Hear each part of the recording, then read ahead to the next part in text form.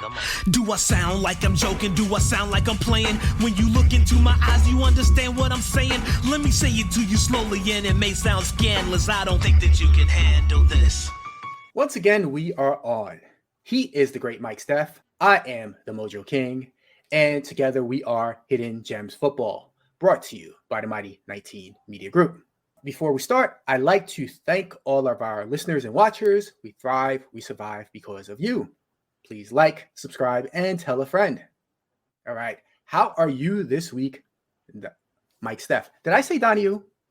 No, you almost did. But I thought I said it in the beginning. Okay. All right. Matter of fact, I don't know, because I'm still kind of like wiping the sleep out my eyes. So you might have said it, and it slipped my mind. And usually I'll be like, look, my name is Mike. Donnie's dead. So, but no, I'm doing pretty good. I can't complain. Life is good. Health is pretty much okay with the fam and myself. So, like I said, can't complain. Yep, health is wealth. I am still upset from the Survivor. Last week did not go that well. I have to admit, before we get into the games, I wasn't alone though. Over 47% of people that had entries, you got booted. So, misery loves company, and I was definitely miserable last week. I still have one left. And wait till you see who I am picking against this week. Yeah, you're not going to like it. All right, let's get to a healthy chunk of Mike's big thing. Pause.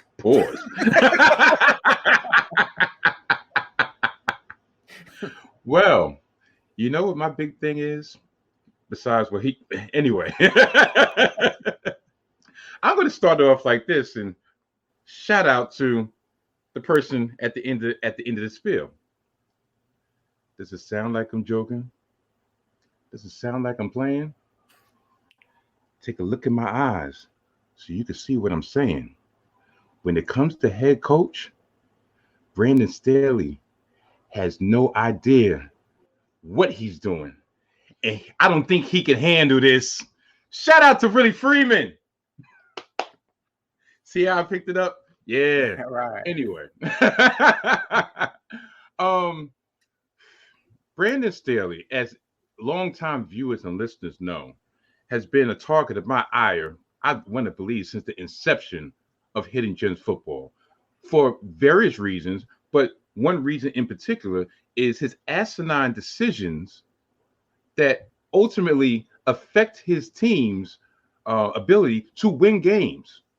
This past week, in the Ofa Bowl with the Los Angeles Chargers and the Minnesota Vikings, Brandon Staley, up 4 points, under 2 minutes remaining, decided to go for it on fourth down, 4th and inches, inside his 30-yard line. Instead of playing field position, punting the ball, and out making Minnesota drive the length of the field for a winning touchdown. No, you're going to have that possibility that you do not make it, which they did not, and give Minnesota short field position to potentially win the game. And if it wasn't for the equal ineptness of Kirk Cousins throwing an interception at the end of the game in the end zone, the Los Angeles Chargers would have lost a game. I believe, I want to say either last year or the year before that, he did the same thing against the Cleveland Browns, and he escaped that game with the victory by the skin of his teeth due to a missed field goal because he wanted to go for it. I got stats, and I'm not going to go too in depth, but I got stats for why this game shouldn't even been that close. You have Justin Herbert. He went 40 of 47, which is insane in itself, for 405 yards. You had Keenan Allen have 18 receptions for over 200 yards, and it came down to an interception in the end zone, which are supposed to be vaunted defense, who has numerous defensive stalwarts on that side of the field. You're not doing your team any justice. The organization is wasting prime years of Justin Herbert. But not to just single out Brandon Staley, it seemed like it was a weekend full of asinine decisions. Josh McDaniels, on Sunday night, driving the field down 23-15 to the Pittsburgh Steelers. Do you know what he does? On two occasions, not one, on two occasions. First, he decides to go for a field goal that would cut the lead to 5, which he still has to get a touchdown instead of just trying to get the ball into the end zone, convert the 2 points because you're down by 8. He goes for a field goal. Pittsburgh commits a penalty, so he gets a redo. So they continue to drive. And then what does he do again? He goes for a field goal again with this notion that he's going to actually get the ball back. And of course, Pittsburgh converted the first down that they needed and salted the rest of the game away.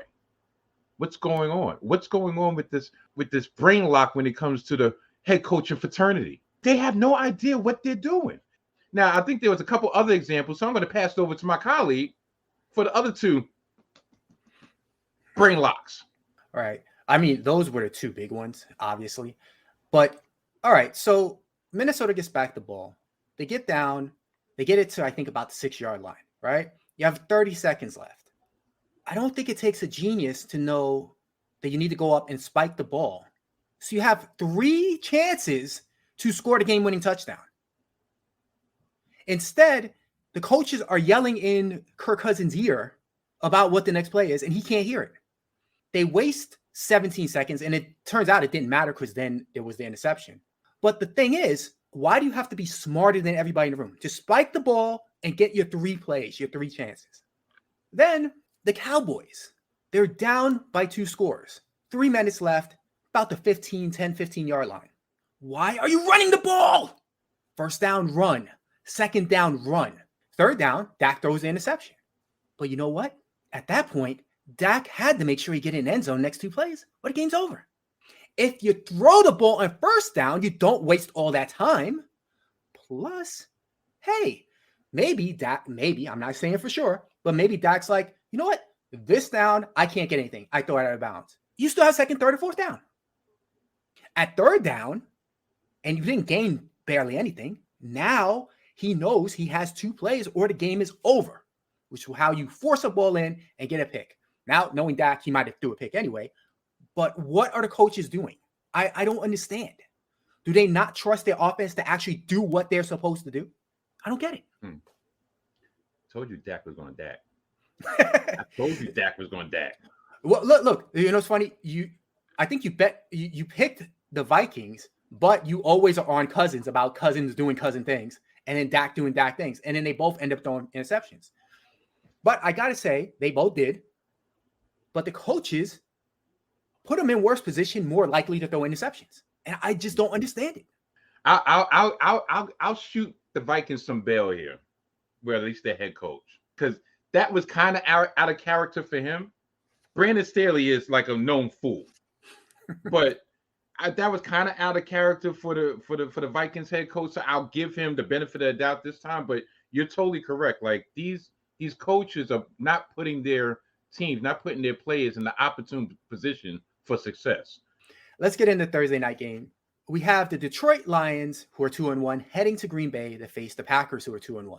The Lions are 1.5-point favorites. The total is expected to be 45.5.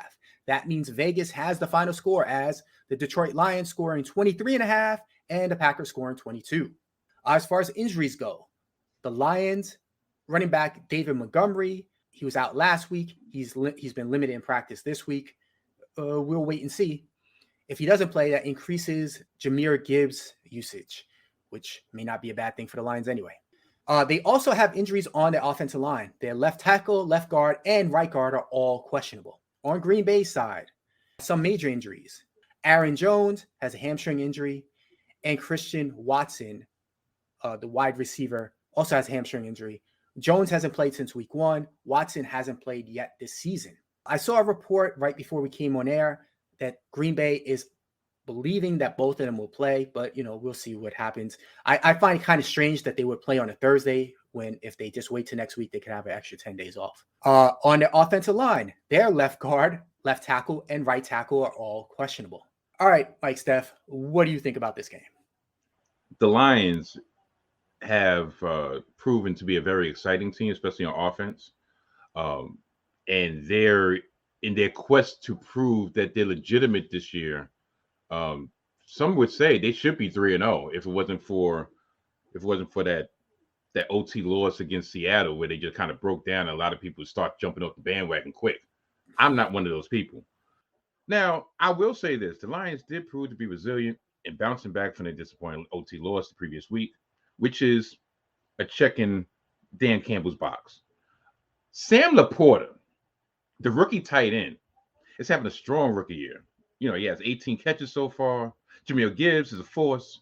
You know, I feel like once they truly learn how to implement him into the offense on a consistent basis, it's going to take this already explosive offense to that next level. And then when Jamison Williams come back, so if they can, right now they're 2-1. They're tied for the lead in the division, without really implementing their two big spark plugs into their offense. So it's going to be interesting. Jared Goff, if you would have told me a couple years ago that he was going to be a 70% passer, I mean, do y'all remember how he was with the Rams, where pretty much McVay had to be in his earpiece up until the time that they cut off the earpiece with like 5 seconds left on the play clock? He's shown so much growth, and I give him utmost respect for that. Now, for the Packers, Jordan Love has 7 touchdowns, 1 interception. So if you look at that, you're like, damn, he's having a great year. And tell you the truth, considering they're 2-1, and considering they just came back from 17-0 in the fourth quarter to have a comeback victory, you know, you can't knock it. But he's only completing 53% of his passes. You wonder if it's because of the injuries you just mentioned to Aaron Jones and to Watson, and the offensive line is kind of banged up. But at the end of the day, the most important stat are wins. And both of these teams are tied 2-1. So I say all that to say, get to the point, Mike. Get to the point. We're going to pick a team. And I'm stalling because I'm actually playing patty cake in my head, like, which one should I do? What should I do? I'm going to go with Detroit. Detroit, last year, into the season, went into the Green Bay on a Sunday night, last game of the season, with a playoff spot on the line for the Packers. And the Packers still had Aaron Rodgers. And they beat Green Bay. So why would I pick against them to go into Green Bay with the inferior team, at least on paper, than they had last year? Yeah, easy one. Detroit money line. And matter of fact, Detroit money line, and they're going to cover. Now for the over-under, that's a good one. I will say under, just because of the Thursday night game. And for me, I don't know if the stats bear it out, but at least in my head, Thursday night games always end up being a little bit under because it's just a short week. So, yeah, Detroit, money line, covering the spread, and I'm going under. This game should be very interesting. Obviously, both are 2-1. They've had one mutual opponent. That was the Falcons. The Lions beat them last week 20-6. Meanwhile, the Packers lost to them 25-24 in Atlanta. Does that mean anything? Probably not. It's Falcons. It's the Falcons. Yeah. So I just expect this game to be pretty close. I do think I would go with the Lions just because the class of their wins, they dominated against Atlanta and then they beat Kansas City. And I don't know what happened with that Seattle game. But the Packers, watching the game last week, they beat New Orleans and they came all the way back to beat them. But remember, they were down until Carr got hurt. And then their defense didn't allow any more scores. But I don't know if they win that if Carr stays healthy. So to me, it just looks like the Lions are a better team here. But I will have one caveat. Although I am picking the Lions anyway, there is one caveat. If Aaron Jones and Christian Watson come back, it's very possible this offense looks like a next level offense now for the Packers. And with that said, I'm picking the Lions. And if those guys come back, I'm going to take the over too. If not, I'm just going to leave it alone as far as the over under. Okay. All right. That's fair. We have an extra game this week, so let's get into it. We're going over the Atlantic Ocean, and we're going to see the Atlanta Falcons head into the home Jacksonville/London Jaguars. Is the Sunday morning game in London. Jacksonville is the home team. The Falcons are 2-1. The Jaguars are 1-2. But the Jaguars are 3-point favorites here. And the total is expected to be 43.5 points. So Vegas is predicting that the Falcons will score 20 1/4 points, while the Jaguars score 23 1/4 points. As far as injuries, Atlanta is pretty healthy. They have Cordell Patterson, who has a thigh injury. He was out last week and is questionable. He, of course, is the running back, wide receiver, kick returner extraordinaire. And on Jacksonville, they're pretty healthy too.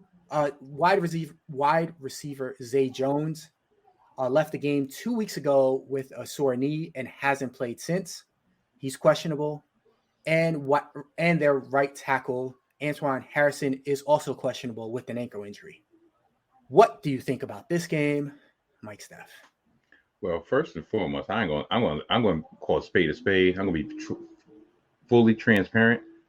I ain't getting up no 9:30 in the morning to watch these two teams. They have no bearing on anything that goes on in my life.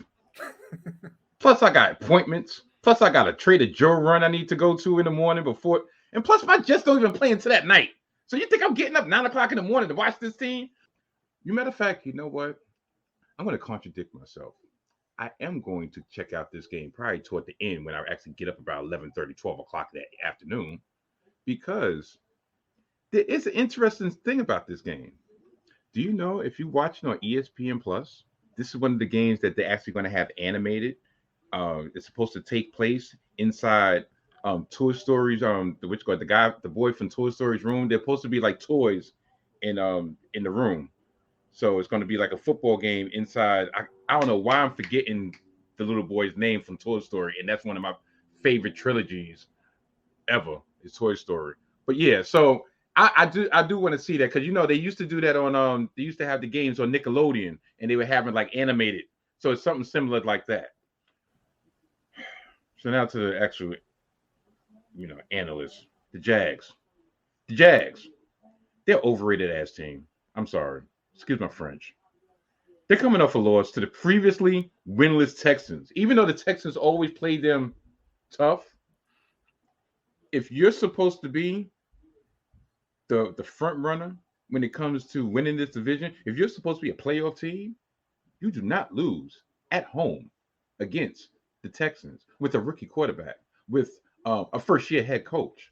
But going back to our preview, I did say, matter of fact, I think we both said that Houston, even though the record might not really say and give it justice, they're going to be a much improved team because they're going to be more disciplined. They're going to be more engaged with D'Amico Ryans as coach.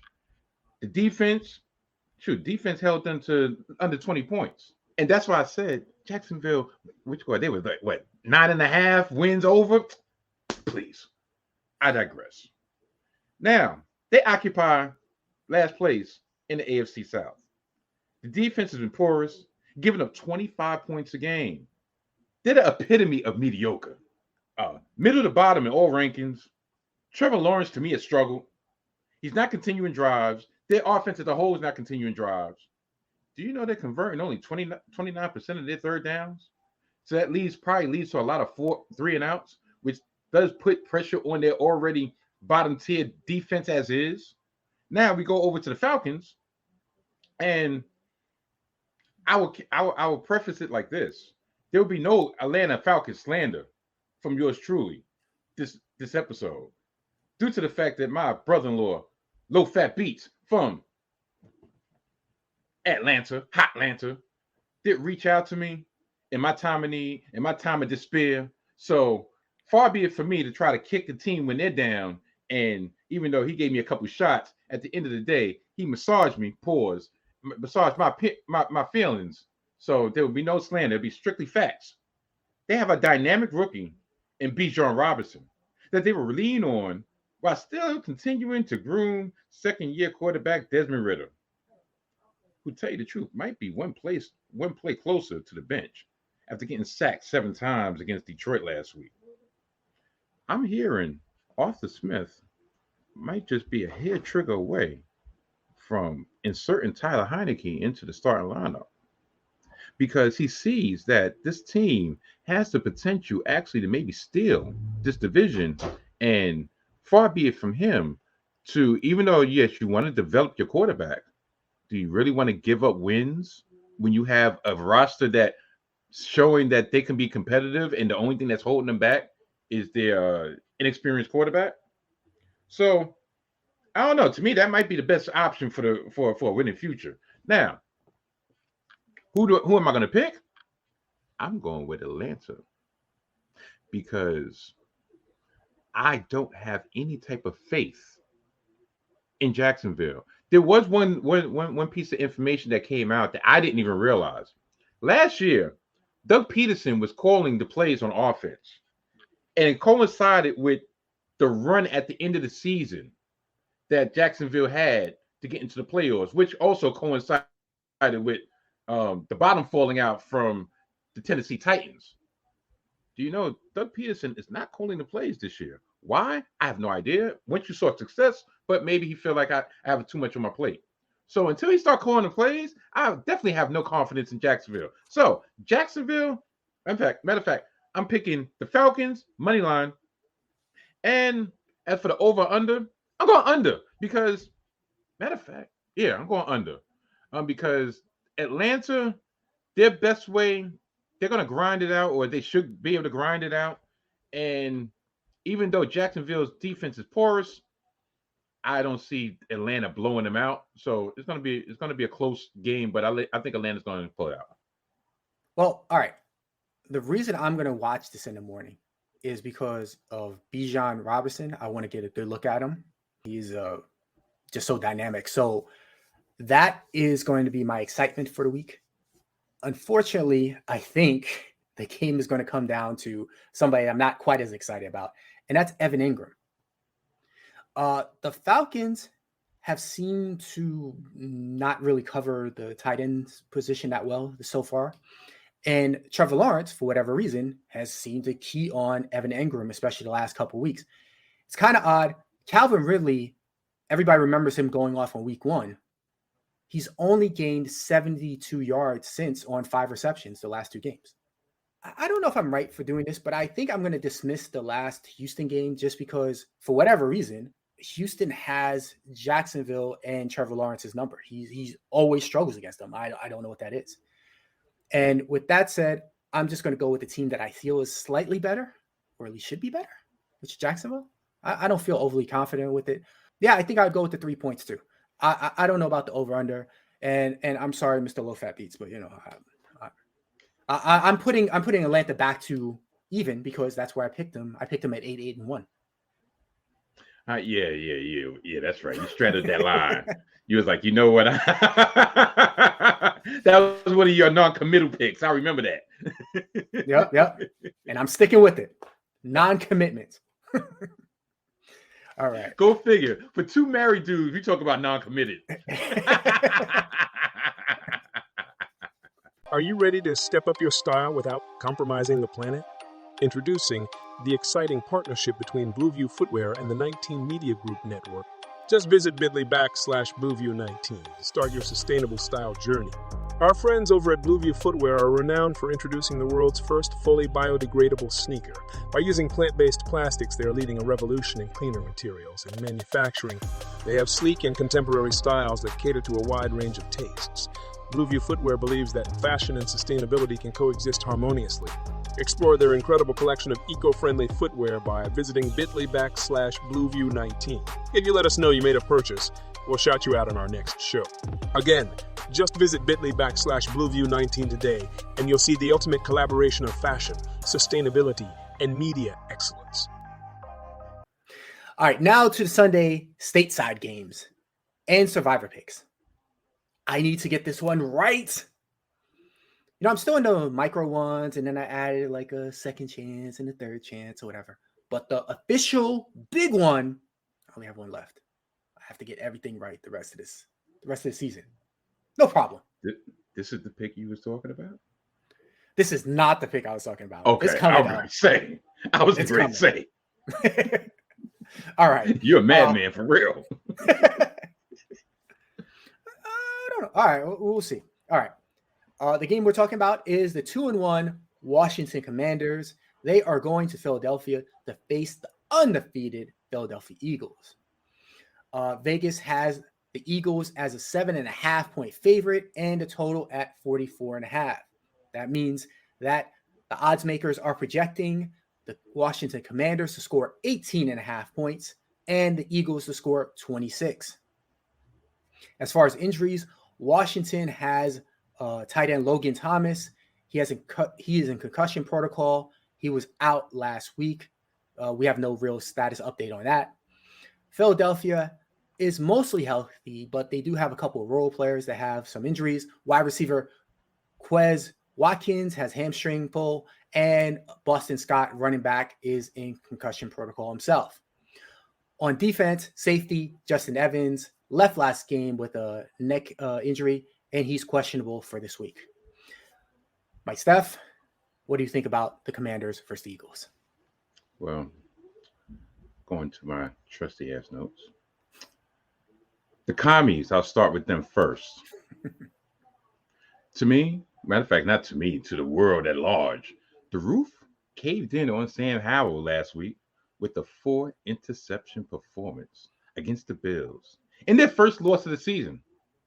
The defense, thought to be a strength coming into the season, has given up 35 points per in the last 2 games. One glaring problem to me is almost like a reoccurring situation when it comes to these teams that we're previewing this week.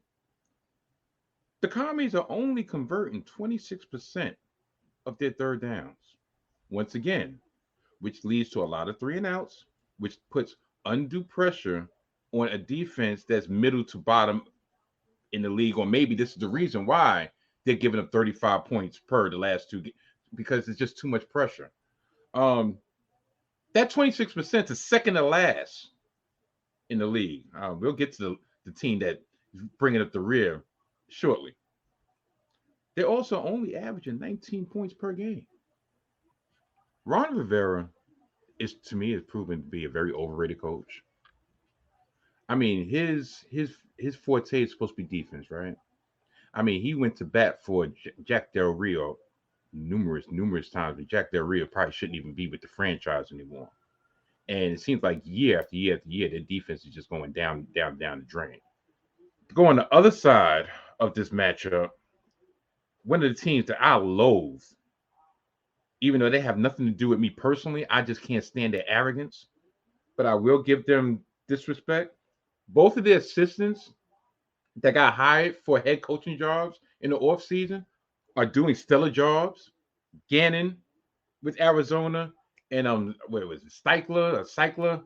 I forgot the dude, the head coach in Indianapolis, the former quarterback coach or the offensive coordinator is doing a great job in Indianapolis. So there's something to be said about the culture of this Philadelphia Eagles franchise, the Philadelphia Eagles team. Monday was their first game in which they played as advertised, in my opinion. They outgained Tampa 472 yards to 174. Their defense was stifling, even though part of it had to be with the fact that they're going against Baker Mayfield, but I digress. They got the running game going with over 200 yards on Monday. They controlled the clock. Do you know they're second in the league in time possession so far? Jalen Hurts looks more like the MVP candidate if you look at the numbers, but in reality, he threw 2 interceptions. He's not having that great of a year. He's only has 3 touchdowns, 3 interceptions for the year. DeAndre Swift has been great when they've actually utilized him the last two weeks, because he only got 1 carry the first game of the season. Why? I don't know. I don't remember if that was injury or not. But the last 2 weeks, because you got to just discount that 1 carry, he's averaging 6.8 yards a carry for 308 yards in the last 2 games.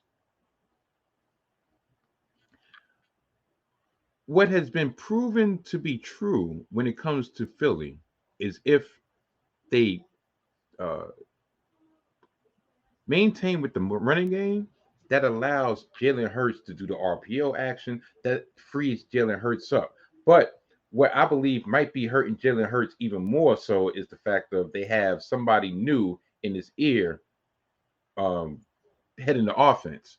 And we're seeing it, even though in limited action, like I said, with his former coach in Indianapolis, is doing wonders with Anthony Richardson when Anthony Richardson's going to be on the field. So it's still a work in progress. I say all that to say, as much as I hate Philly, there's no way in hell I'm picking Washington to beat Philly in Philly. Now, as at 7.5, interesting stat. Do you know that the Eagles average 9 more points on offense than Washington? And that Washington averages 9 more points allowed on defense than Philly? The spread is 7.5. Coincidence? I think not. So I'm going with Philly for the money line and Philly to cover because the stats say so. And everybody knows I'm not usually the stat guy. I'm usually the vibe guy. But I'm gonna turn over a new leaf and I said, you know what? I'm gonna lean more into the stats this season. I'm gonna come with nothing but facts.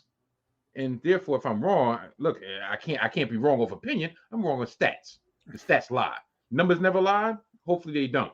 So Philly for the money line and Philly to cover. The over under, I want to say, matter of fact, I'll go over because I think Philly this past week found something to kind of open up their offense up. And like I said, Washington's given up 35 points the last 2 weeks average. So yeah, that leads to over.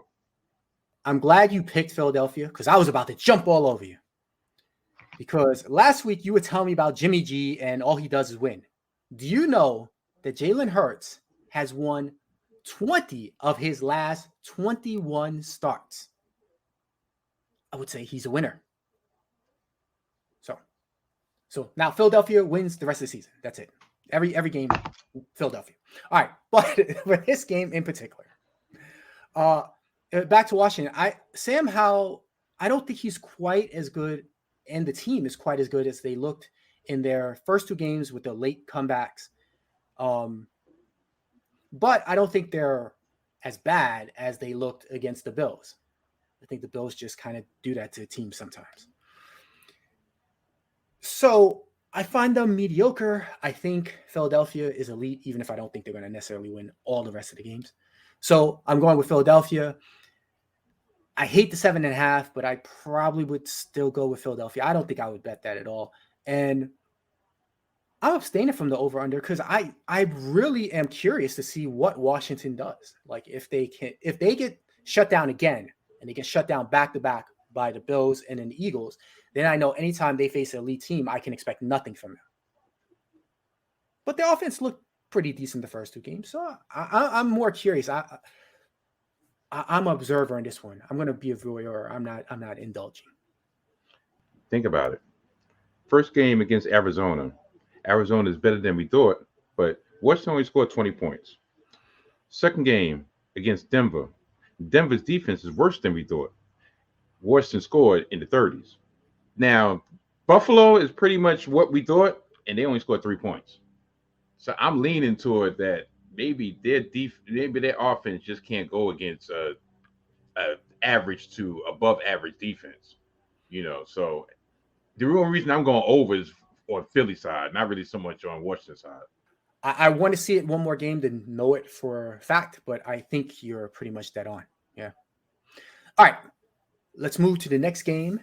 That is the New England Patriots heading over to Dallas to face those Cowboys. The Cowboys are 7-point favorites.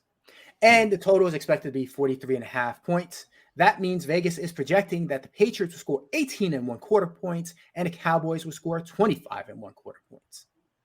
As far as injuries, both teams' main offensive weapons are healthy.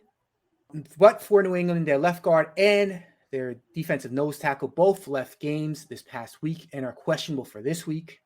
Meanwhile, Dallas has some issues on the offensive line as their left tackle, center, and right guard are all questionable. I should note that their left tackle, Tyler Smith, did not play last week, but was active. I would assume that he's going to play, so I think the other two are maybe more questionable than he is. Mike Steph, what do you think about the Patriots versus the Colts? Patriots. Freaking Patriots. Ezekiel Elliott is coming home. Ezekiel Elliott last week, his best game of the season, ironically against my New York Jets, gained 80 yards and 16 carries for a 5-yard per clip. Ain't that a you-know-what? Belichick is still Belichick and will make it hard on any opposing offense and will make sure that the offense is not able to go to their strength. Now, especially with a mistake-prone quarterback, and guess who that mistake-prone quarterback is on the opposing team? Mr. Dak Prescott.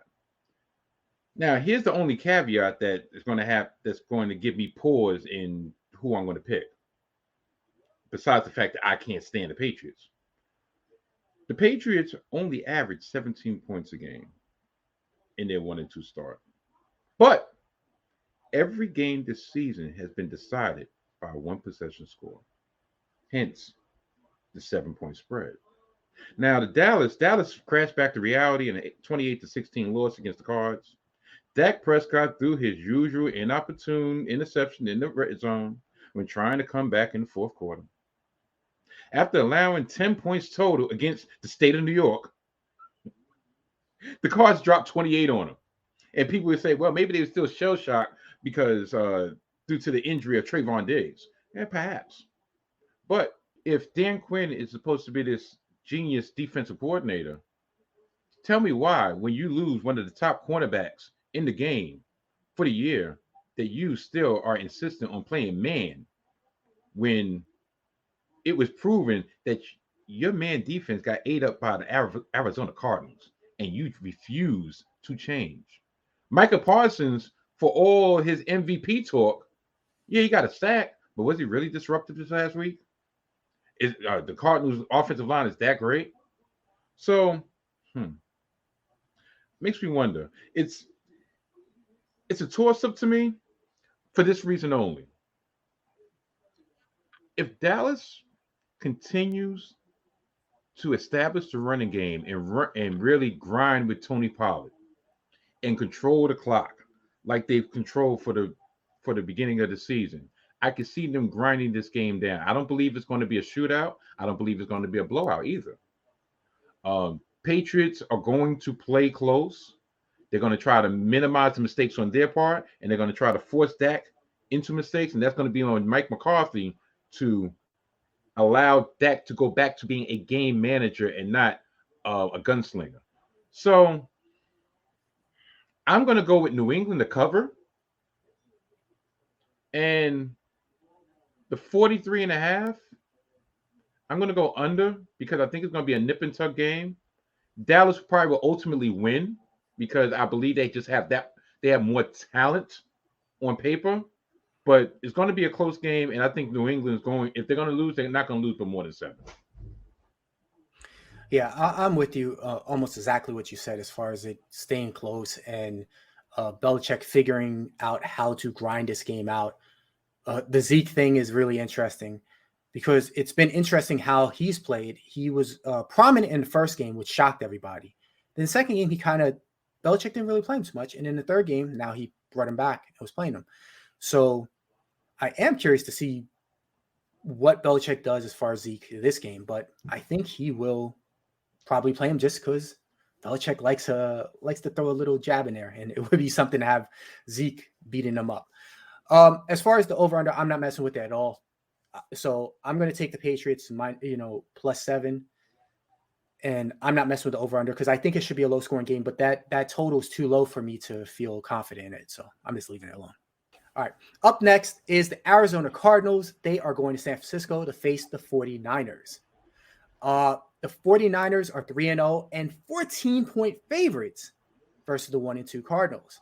The total is expected to be 44.5 points, which means that Vegas is projecting out the Cardinals to score 15 and 1/4 points and the 49ers scoring 29 and 1/4 points. As far as injuries, Arizona's healthy. They're great. San Francisco has a couple issues. Brandon Ayuk did not play last week because of a shoulder injury. All right, Brandon Ayuk was out because of a shoulder injury. He's still questionable. And meanwhile, Deebo Samuel has a rib issue, and he is also questionable. For what it's worth, the media said they saw Ayuk at practice and did not see Deebo, which would tend to mean that maybe more likely Ayuk plays than Deebo, but we don't know yet. In case you were wondering, the replacements would be rookie Ronnie Bell, who was a 7th round pick, and Ray McLeod, 26-year-old veteran. All right, what do you think about this game, Mike Steph? You know, it's funny. I'm going to go with the Cards first. The Cardinals, you know, here goes that term again. Interesting stat. The Cards are 3-0 as an underdog against the spread so far this year. James Conner. Sure, I'm on my Terminator BS. James Conner is averaging 5.2 yards a carry, including 7 per for 98 yards against the great Cowboy defense.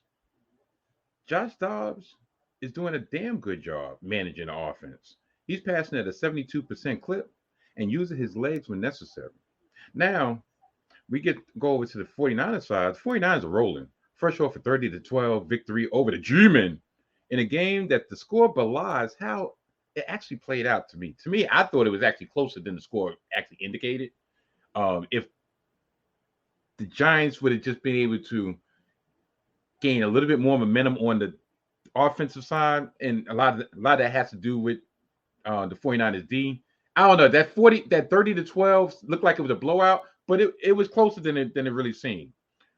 The 49ers average margin of victory this season is 16 points a game. Coincidentally, the spread is 14, right? Now, as you said, Deebo Samuel is dealing with a rib injury, and Ayuk is dealing with a sore shoulder, right? Imagine how potent this already formidable offense would be if you actually had Deebo and Ayuk healthy for the same game. It seemed like they're alternating games. Ayuk is on, Deebo's hurt. Deebo's on, Ayuk is hurt. But you know what the constant is? CMC keeps on grinding away. Kittle is rounded back into that not Pro Bowl, but all pro form that he's been known for. So I'm really gonna press my luck. Whammy! I'm gonna press my luck, and I'm gonna go for Arizona to cover the spread. 14 points is a large spread. So I'm gonna go Arizona to cover the spread. Money line, I'm gonna go to 49ers. And as for the over-under, I'm gonna go over, because do you know that San Francisco has scored exactly 30 points in all 3 of their games?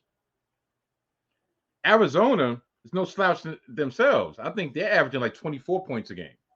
So even if Arizona goes below their average, let's say they get 14, and 49ers score their average of 30, that puts them at 44, which is coincidentally right above that threshold. So I'm going over, Arizona to cover, money line, 49ers. You know what? You just made me realize there's a typo in there, because it should be 44.5 points, not 43. Mother effer.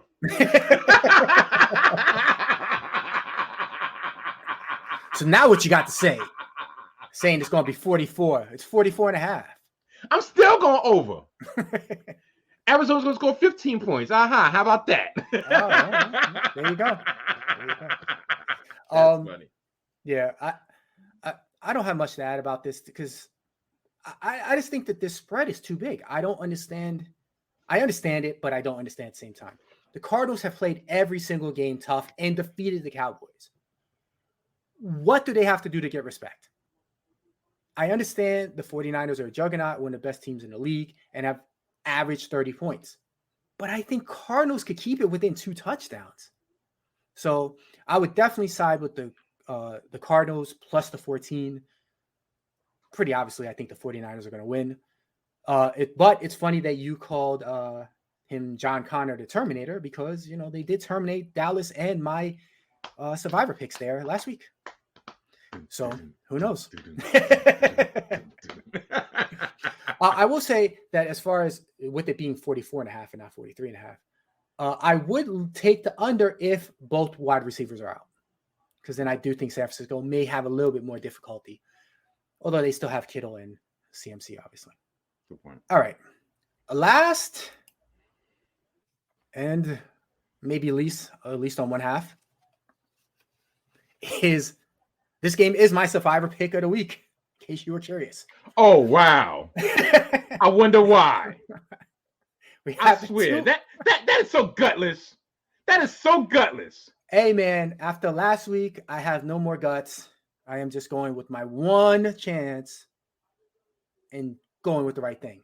And that is the 2-1 Kansas City Chiefs are heading over to New York to face the 1-2 New York Jets. Kansas City Chiefs are 10-point favorites, and the projected total is 42.5 points. That means they are expecting the Chiefs to score 26.25, while the Jets score 16.25. How the Jets are going to score 16 points, I have no idea. Me neither. Mike Steph, how do you feel about this game? And is Trevor Siemian ready to take over? Trevor Siemian, shoot, no, he's not going to be a factor. You could just see how my energy level just kind of dissipated, right? As soon as you put the ticker up, I was just like, all right, Dios mío. All right. I'm going to start with the Chiefs because for the interest of time, the offense got on track, albeit against the dumpster fire in Chicago. Was it the addition of Taylor Swift? Shake it off, shake it off. Allegedly dating Travis Kelce, which there's a lot of pundits that saying, yo, this is strictly cat.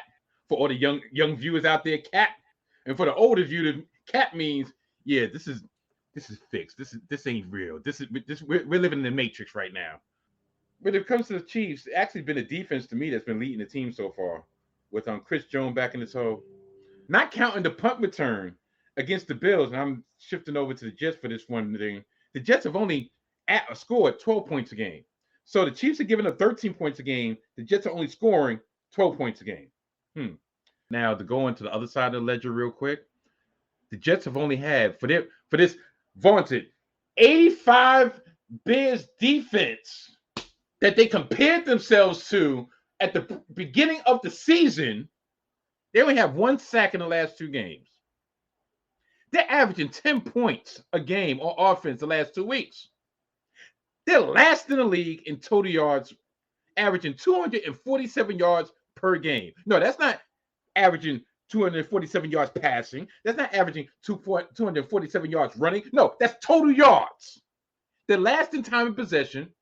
They're last in third down conversions, converting at a 21% clip. Joe Namath blasted the team this week on the Michael Kay show on ESPN New York, 98.7 here in New York, for the ineptness of Zach Wilson. He's missed numerous opportunities to make plays. He actually sacked himself on one play early in the game. When Joe Namath is calling for your expulsion, you know it's bad.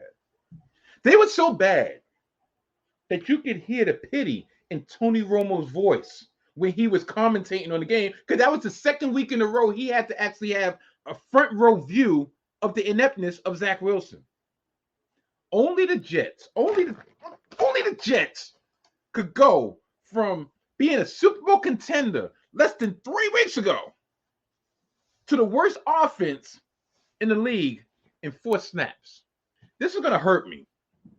And you see how my bravado has steadily declined over the last couple of weeks of hitting Gen football. Remember when I said, yeah, which guy? I didn't say it. Yeah, I said it.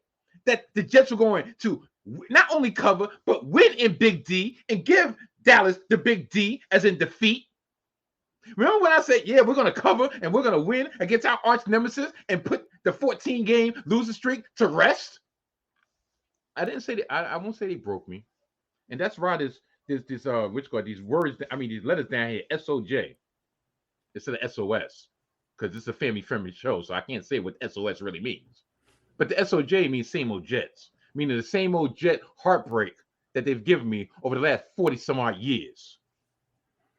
On Sunday night, we will be embarrassed, not so much by the score, because I think the defense is going to keep it kind of representative, but just on the fact that we're just not going to be able to garner any type of offense. So, the over-under, I'm going under.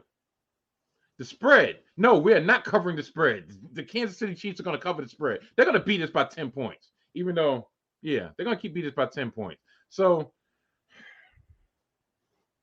the Chiefs, money line, the Chiefs. Matter of fact, you know what? Look, I got a little bit more bravado in me. Chiefs, money line, the Jets to cover, and the under. Yeah, and I am going to put money on this game because I'm a flipping idiot. So listen, I can't go out like a sucker, you know. So yeah, that's my prediction. Bank on it. I don't. Your eyes don't look like you're banking on it, my friend. I'm trying to stop the tears from welling up in my eyes. Y'all don't understand. I swear. Y'all really don't understand at all. Yeah. All right, I'm gonna make this quick. Kansas City is my survivor pick for a reason because they're gonna throttle the Jets. Kansas City defense is good. Jets offense is not. Kansas City is inspired by Taylor Swift, so they will score many points. But I actually think I'm with you on the under though, because like I don't know. I don't think that I don't expect the Kansas City to go crazy on the Jets because we can't score. And he can't. We can't score. Right. So that under seems pretty safe. Yeah. That's it. Don't worry. The Jets will be able to shake it off. One last thing. Oh, I thought you were going to throw a shoe at me because I made a terrible joke. It's coming. One last thing. You know what my motto is going to be for this game, for Sunday Night Football? Chin up, Swifties out, and watch for the shoe. That was weird. Whoever's out there, I hope you understand and will write in the comments whatever just happened because I have no idea. I don't know what's going on. All right. Mike Steph, you maniac. We do have a couple games that we need to address. I don't have a ticker for him, but there are a couple games that we cannot let slide. Miami's going to Buffalo. Buffalo 3-point favorites. The total is 53.5 points. Who you got? Miami or Buffalo? Who's at home? Buffalo. They're at home and 3-point favorites. I'll go Miami. Cover and the win. Yeah, definitely. All right, I'm going Buffalo and I'm going under. That total's insane. Like they're not playing freaking Denver. So they're not scoring all those points. Just stop it. All right. Last game I want to address, because I'm a maniac too, is the Denver Broncos are going to Chicago to face the Bears. Somebody's got to win this game. That's right. Denver is a 3.5-point favorite. Total's 46.5. Mike Steph, what you got to say about this one? I swear, for pure chaos and just to see Sean Payton's head explode, I would love for Denver to lose. But I think Chicago is just that much of a dumpster fire that I don't think they're going to be able to pull one out. But you never know. Because that defense, whoo boy, shoot, I can see if they really just take the handcuffs off Justin Fields, they might be able to pull one out. So you know what? Nah, I'm not that crazy. No, Denver going to win. Yeah, well, you figure out of the 4 units, 2 offenses, 2 defenses, there's only 1 unit that's even playing halfway decent, and that's Denver's offense. So that's the reason I have Denver. And the coaching in Chicago, when we're talking about coaches not doing the best thing, what are you doing? I understand that's not your quarterback. That's not the person you drafted. But why are you not playing to his strengths?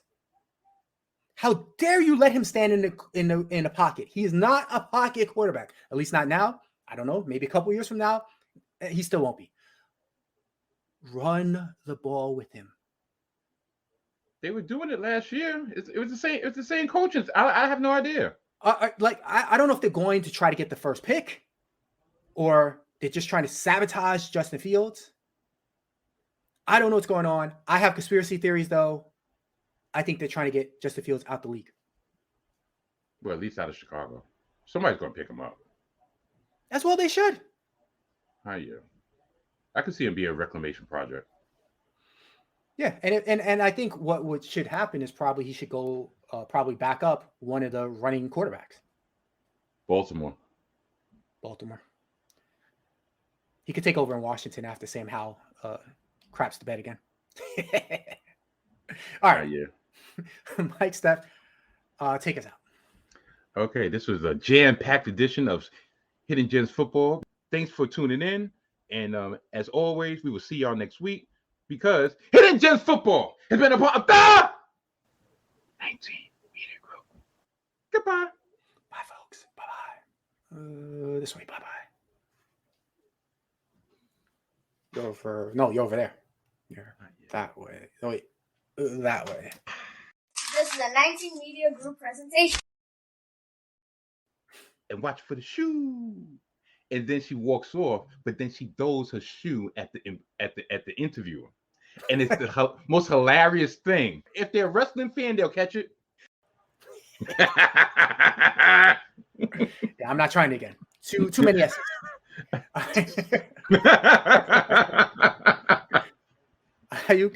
Ayuk was out last week because of a shoulder. I can't even do one S now. Look at this. Who are you saying hello to, sir? My daughter Mia. Hi, Mia. You want to say hi real quick? No, just come and say hi real quick because we're kind of on a time crunch right now. Say hi. Hi. Hey.